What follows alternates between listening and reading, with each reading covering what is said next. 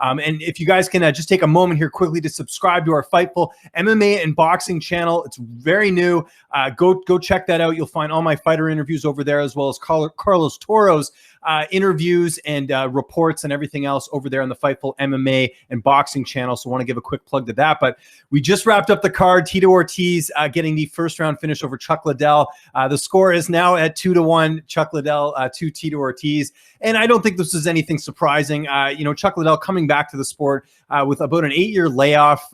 He is, currently 48 years old. This was a fight I think a lot of people felt shouldn't have been sanctioned, and it certainly looked that way in the early going of the fight. Chuck Liddell clearly not the same fighter he was that we saw years ago. Back in 2011, 2010 when he was competing last. So Tito Ortiz gets his first TKO victory since I tweeted it out there. October of 2006. The last time he finished a fighter was Ken Shamrock.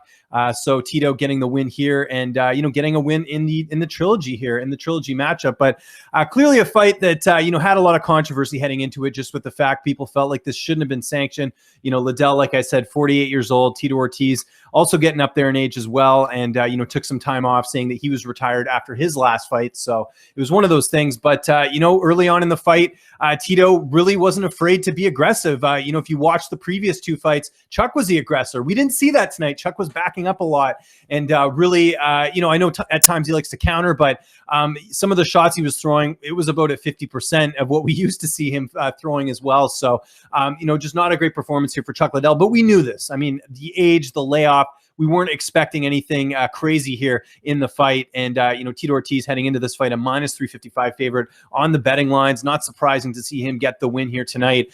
But good for Tito Ortiz. This was sort of the one thing, he kept losing against Chuck Liddell early on, and he was able to land this fight. And, a lot of interesting things, just not only with the fight, with the fact that Tito gets a finish, but also post-fight. Tito encouraging Chuck to still fight. Tito kind of putting a challenge out there to other fighters to join Golden Boy Promotions.